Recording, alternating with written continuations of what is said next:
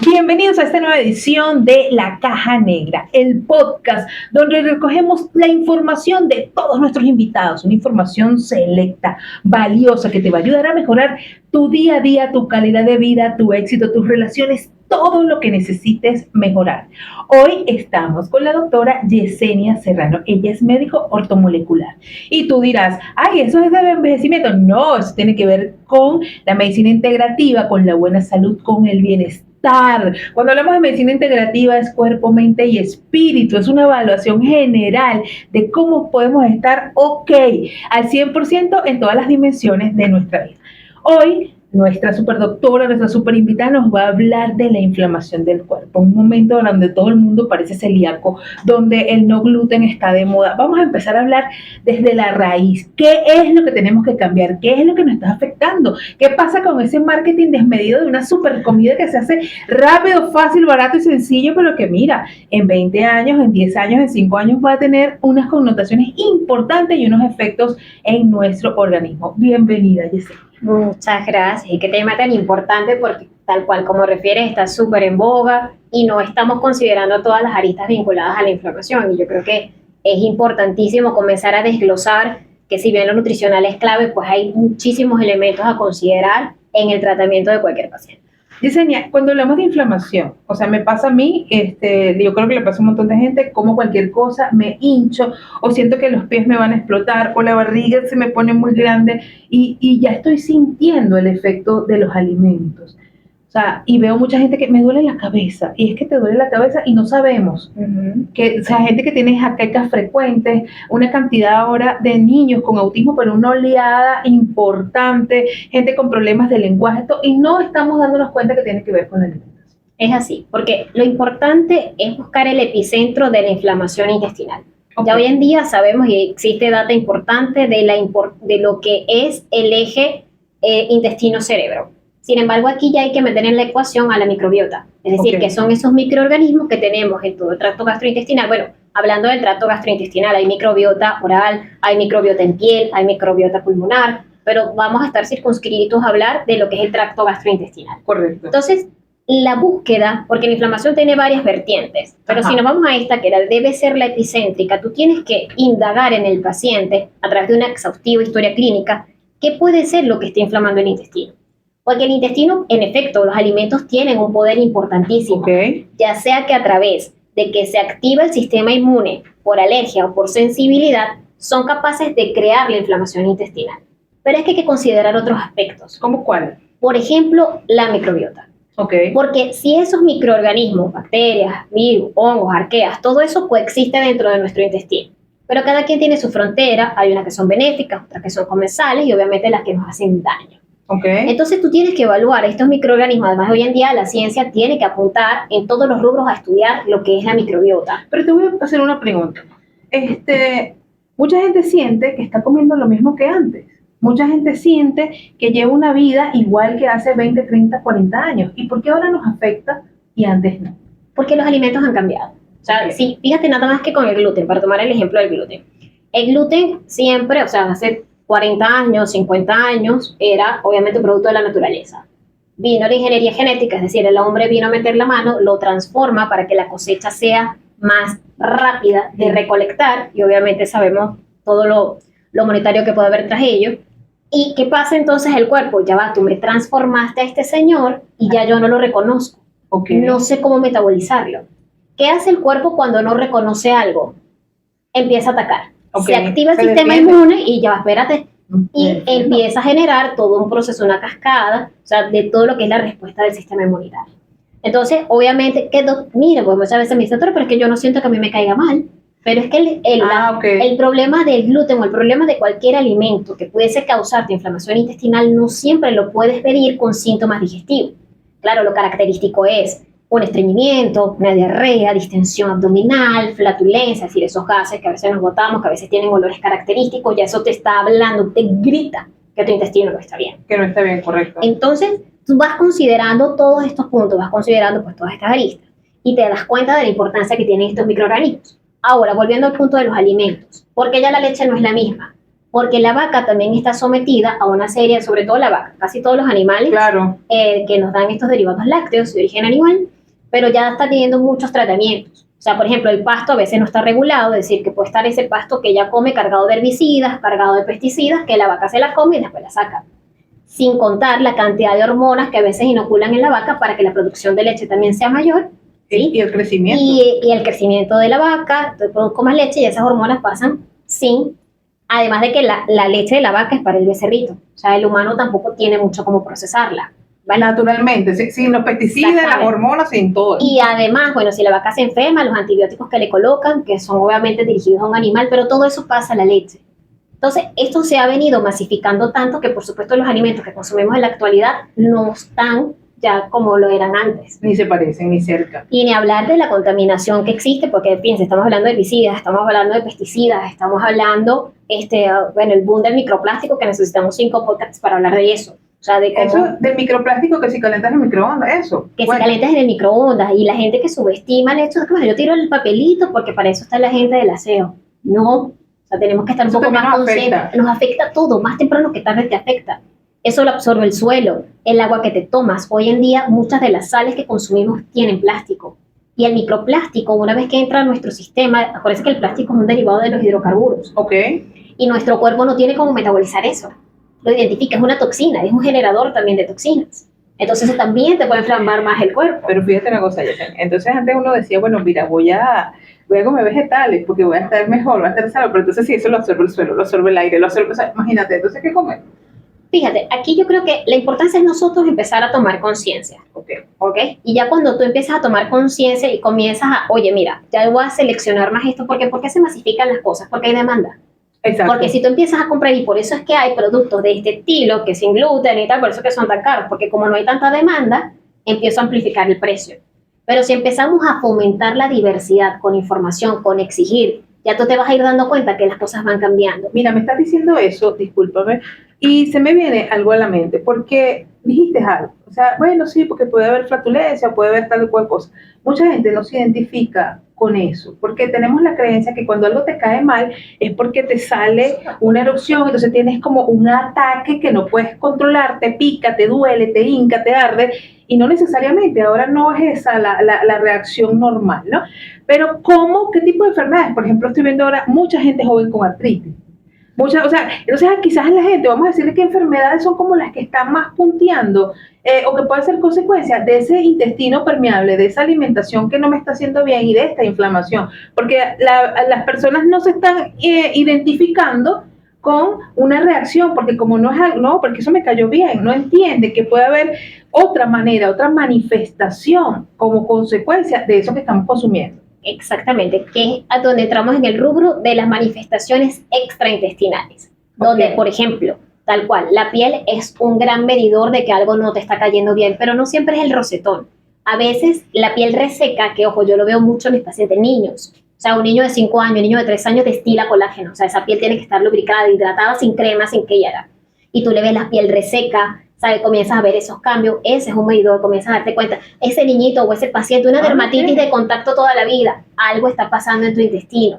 Porque una vez que el intestino se inflama y se permeabiliza, comienzan otros sistemas, la piel comienza a permeabilizarse, la barrera hematoencefálica empieza a permeabilizarse. Cuando me dices barrera hematoencefálica, es la madre, es como... Es aquellas capas que en teoría protegen a nuestro cerebro para que quizás la carga de tóxica no llegue tanto. Pero el punto es que si esa barrera empieza entonces la cosa se transforma. Pero para cerrarte rapidito el punto de las manifestaciones extraintestinales, no solamente piel, hay veces que tú puedes comenzar a tener los dolores de oído. Esas pacientes que tienen otitis, amigdalitis a repetición, generalmente es una manifestación de algo que puede estar gestado en el intestino. El asma sabemos que existe un componente ambiental, pero generalmente lo ambiental viene también conjunto con lo alimentario y tienes que estudiarlo. Esos pacientes, entonces, aquellos broncoespasmos, aquellos niñitos que la mamá un jarabe en la cartera, o sea, un antialérgico todo el tiempo, eso es una manifestación. Lo que mencionabas, el componente osteomuscular, las artritis o incluso los problemas motores, las fallas de coordinación, que a veces vemos en niños, también le puede pasar a un adulto. Esto de que hay problemas en la escritura y el niño te está diciendo, es que me cuesta agarrar el lápiz. Es que, claro, hay una deficiencia osteomuscular por falta de nutrientes, por esa fuga que existe a través del intestino permeable. Las fallas también desde el punto de vista visual, es decir, o sea, Fíjate, también aparte de la parte sanguínea, porque al cuerpo estar inflamado comienza a generar una línea celular mucho más activada y el paciente puede tener una coagulación distorsionada. O sea, manifestación, 5 pocas, pero fíjense todas las otras manifestaciones. Y para cerrar, la parte neurológica. Muchas veces el hecho de que usted no pueda dormir puede estar vinculado, como bien mencionabas antes, a un alimento que le está favoreciendo, o sea, está provocando inflamación y se refleja. Okay. Alteraciones sensoriales. ¿Cómo una alteración sensorial? Explícanos bien, porque la gente no reconoce. Tú le dices una alteración sensorial, de repente un tic, o, ajá, exacto. ¿Cómo se manifiesta? Acuérdense que tenemos, bueno, en teoría son 5 sentidos, pero ya están hablando de 7, hay gente que habla hasta de 9. Pero, por ejemplo, esas personas que tienen una alta sensibilidad a los sonidos, ¿sí? Okay. Que es lo que hablamos de esa hipersensibilidad auditiva, tengo un sonido y me molesta. Esa hipersensibilidad táctil o hiposensibilidad, donde quizá alguna tela me molesta o que necesito que me estar apretado todo el tiempo para regularme. Okay. O esta parte gustativa, donde quiero comer todo crocante o todo lo quiero comer en crema porque no tolero, porque me molesta, ¿sí? Okay. Tenemos la alteración vestibular y propioceptiva. Esos pacientes o esas personas que están en constante movimiento, a veces la hiperactividad puede ser una desregularización de esa parte que te hace centrarte. El sistema vestibular y propioceptivo te permite, o sea, ya yo sé mi cuerpo que está aquí sentado, la orientación que debo tener, eso se distorsiona, claro. Eso también es sensorial. La parte visual, que de repente te haga contacto visual, que no te lo haga, o que de repente la parte, o sea, no puedo fijar bien la mirada. La parte olfatoria, que de repente hay personas que son altamente sensibles a los colores o que ya no percibo nada, el dolor. Hay pacientes que comienzan a desarrollar hacia una altísima tolerancia al dolor. O sea, yo he tenido pacientes que se fracturan y no les duele. O sea, nada que duele más que un hueso roto. Y imagínate cómo se altera tanto que no lo perciben el dolor. O es un dolor excesivo. La parte emocional, o sea, la depresión, la ira, la parte conductual, los berrinches de difícil manejo. O sea, la tensión, porque ahora no solamente las redes sociales, porque te voy a decir una cosa, a veces yo me tengo que obligar a, mira, no, porque después estoy en mi día a día y me cuesta concentrarme, me cuesta. Entonces imagínate, eso aunado a los trastornos que te puede ocasionar la inflamación. Te hago otra pregunta, Yesenia.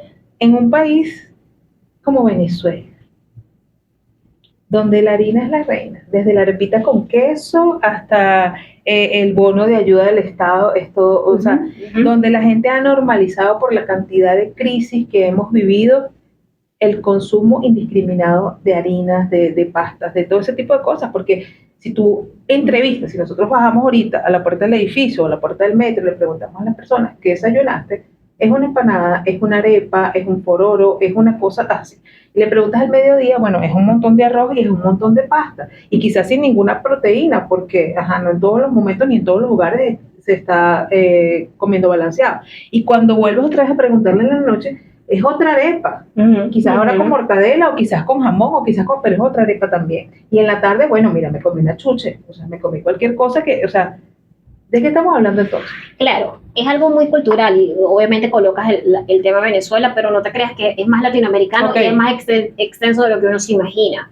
Pero obviamente, si bien tenemos muchos aspectos nutricionales, el exceso de carbohidratos, porque nosotros necesitamos un balance entre carbohidratos, proteínas y ácidos grasos, ¿sí? Ese balance se necesita.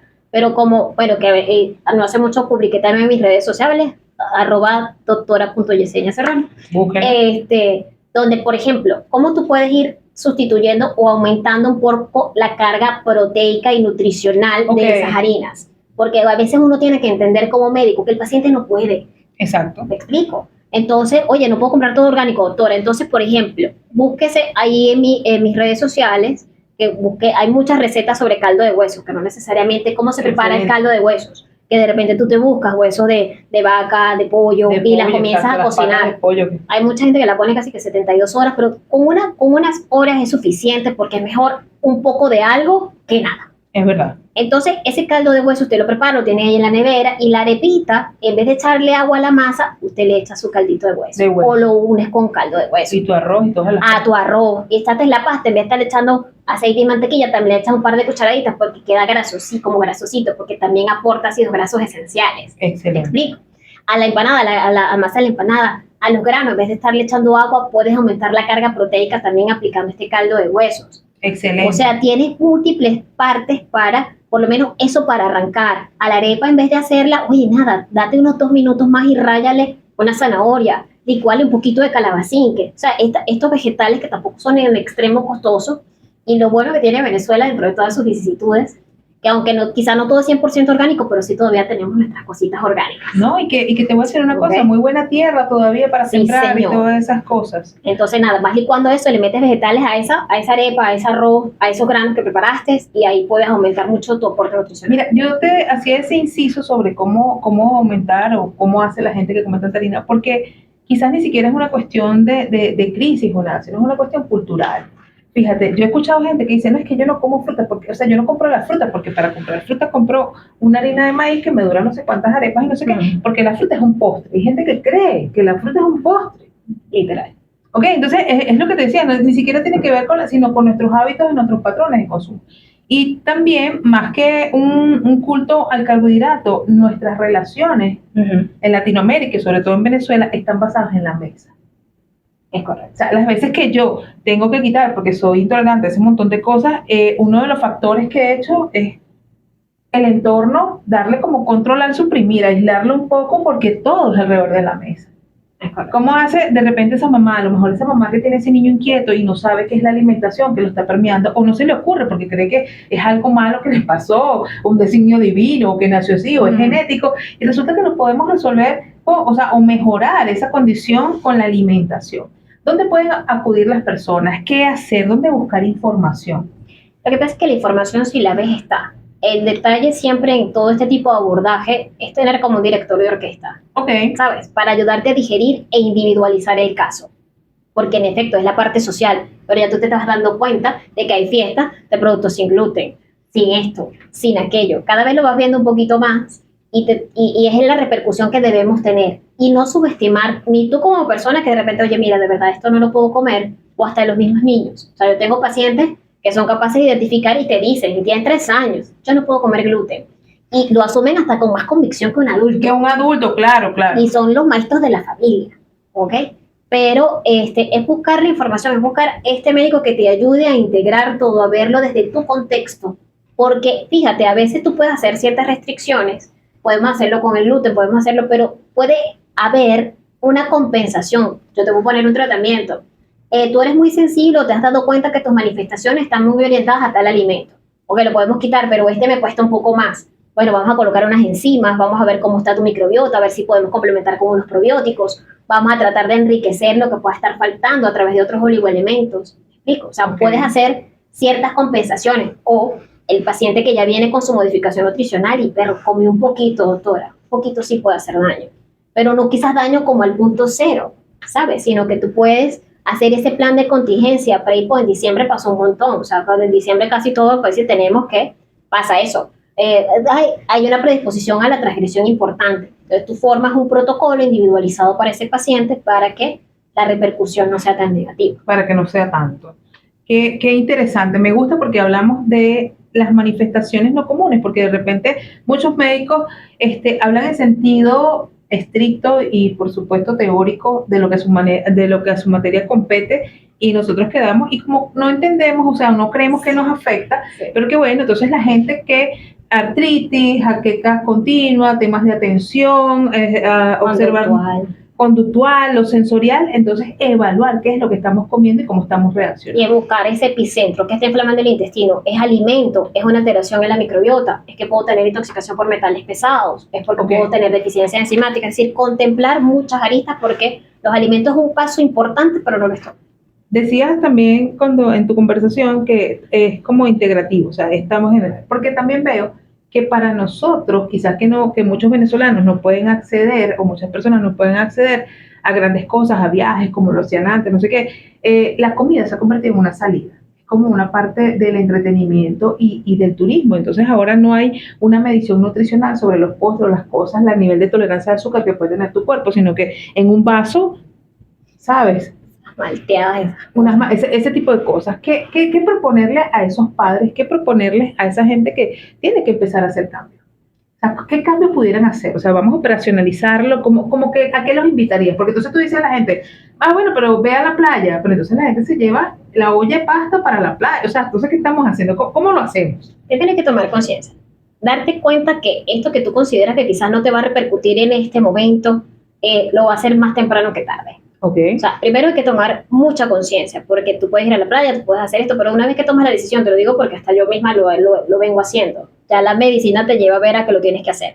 Entonces tienes que empezar a tomar conciencia, tienes que como montarte en la ola de ese elemento transformador, porque es como, va a sonar horrible, pero es como el adicto, si tú no tomas la decisión de salir de allí, exacto, no lo aceptas. ahí no hay forma, uno tiene que saber hasta dónde llega.